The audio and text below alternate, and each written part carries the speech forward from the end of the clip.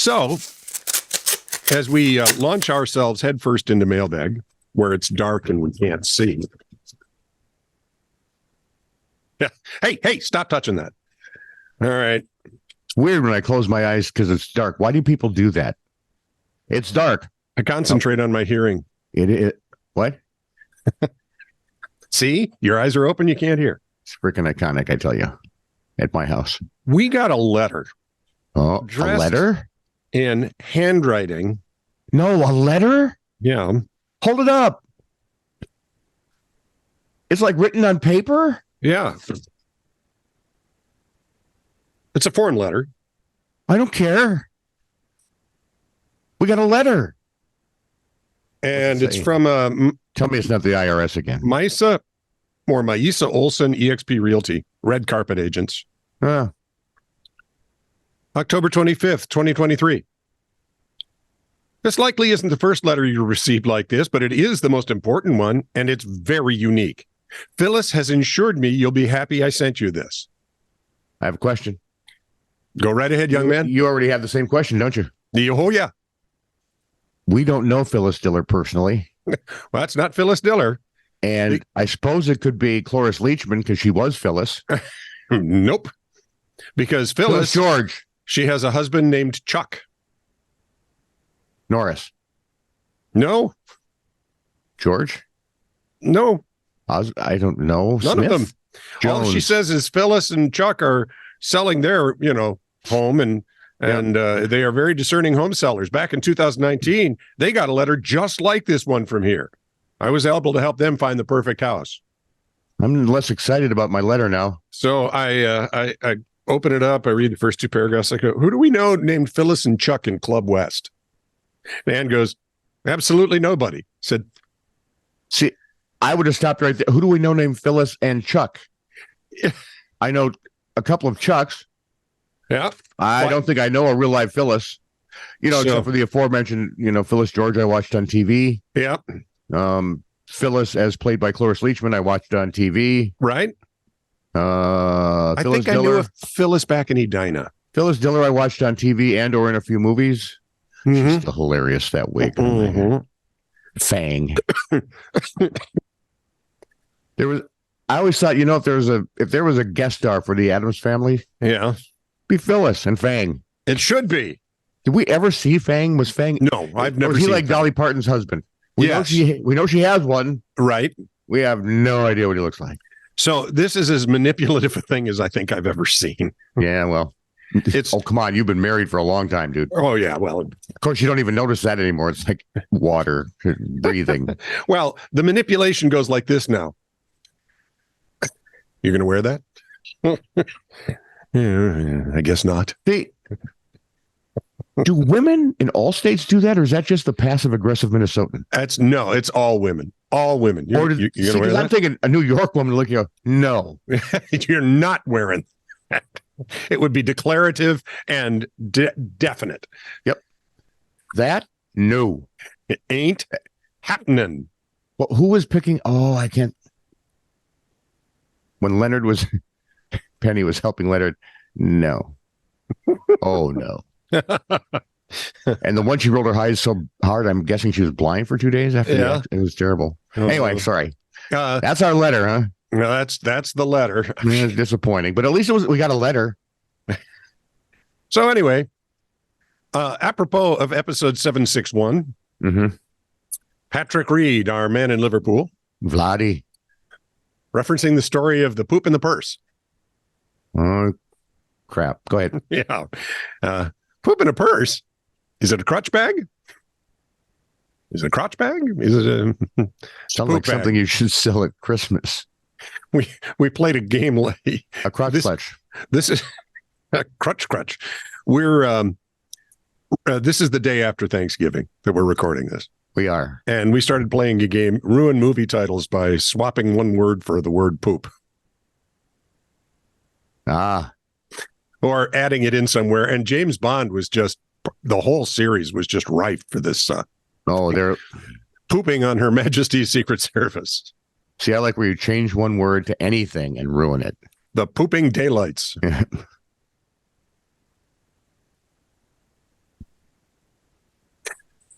That went on for some time, I've got to say. Oh, and speaking of which, apropos of episode 762, the gold toilet.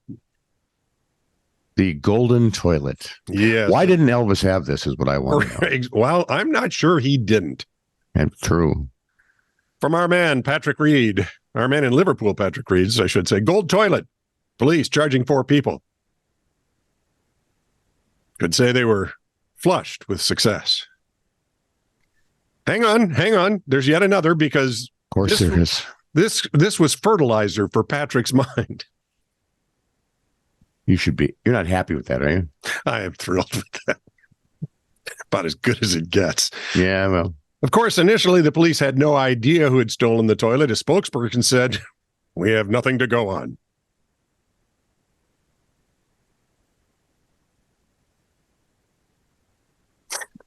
Right?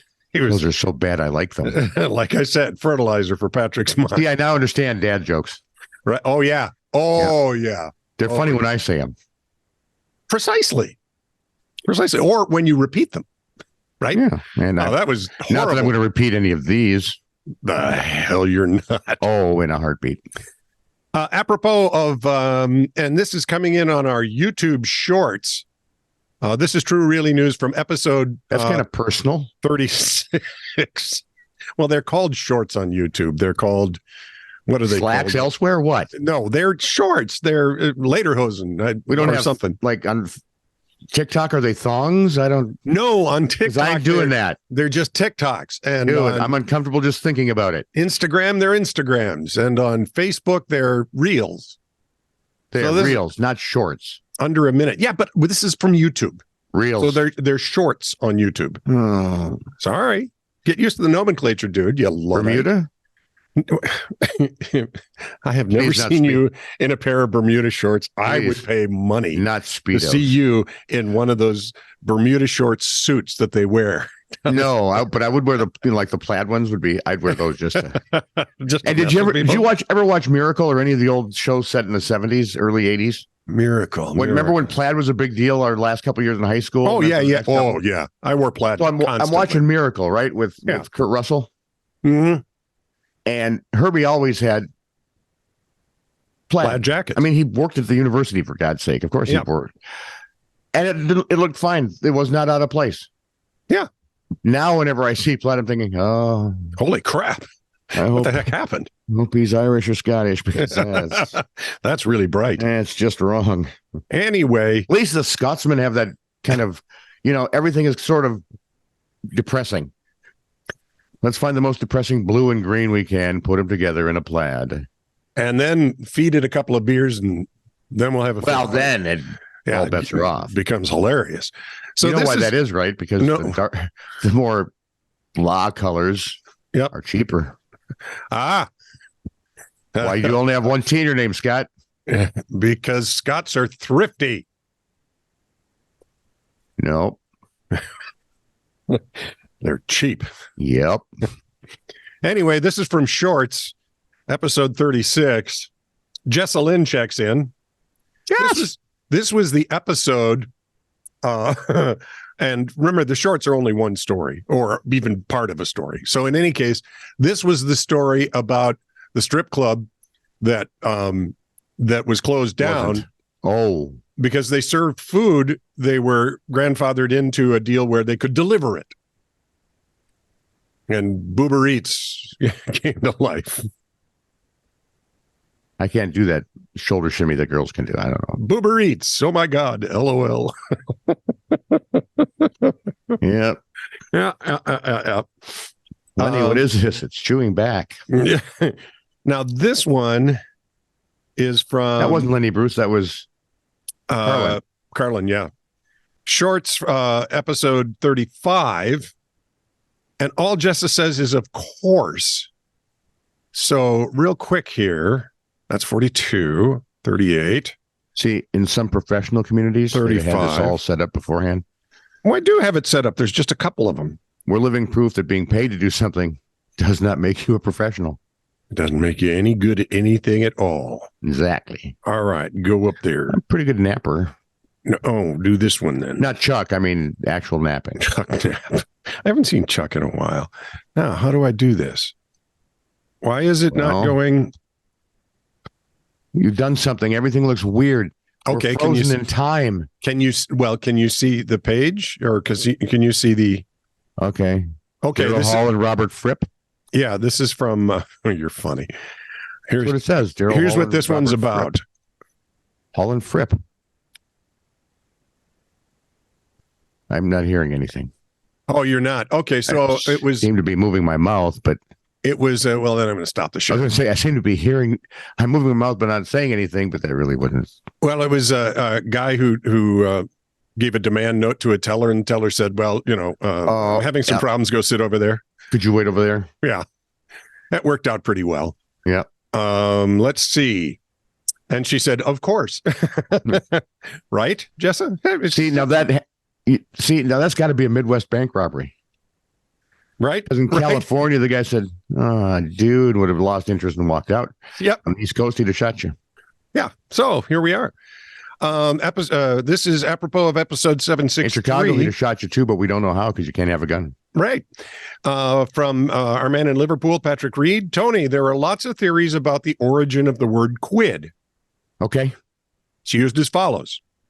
A pound is a denomination of UK currency roughly equivalent to the US dollar, depending on markets. We get it. Quid is British slang for pound. It's used much the same way buck is used, or a slang term for a dollar, except that quid is also used for the plural, as in a few quid. A few bucks. Yeah. But we have to add the S. Oh, I see. They're just more singular and economical. plural. Yep. Now, apropos of Shorts episode I'm talking 38, to a stuffed seal. Is that good? For you, yes. This was about the English lads that climbed into the industrial dryer at an abandoned laundromat. And then two of them got in safely, and one got his foot stuck in the door, and they had to bring all kinds of heavy equipment to come pull him out. Yeah. Jessa Lynn says, what? Why? Well, Jessa, I'm assuming it's because they're boys under the age of 25. Because they're stupid. What's the phrase from? What is Taylor Tomlinson? Remember your 20s? You sucked. You had no responsibilities because no one trusted you with anything. Right. And what was the one line? You were thinner then because you had no gut to listen to. You can't do anything right. Just make mistakes. Exactly. Speaking of mistakes, this is True Really News, episode 765. Our man in Liverpool, Patrick. You're nailing only one mistake?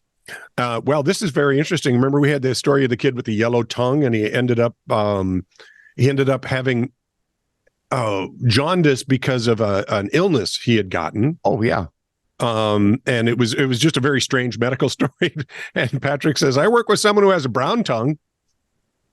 That's another story. I imagine their nose is brown as well. You know, here in the cities, there's a radio show open about that. If a guy puckers up his lips and leans into, never mind. All right.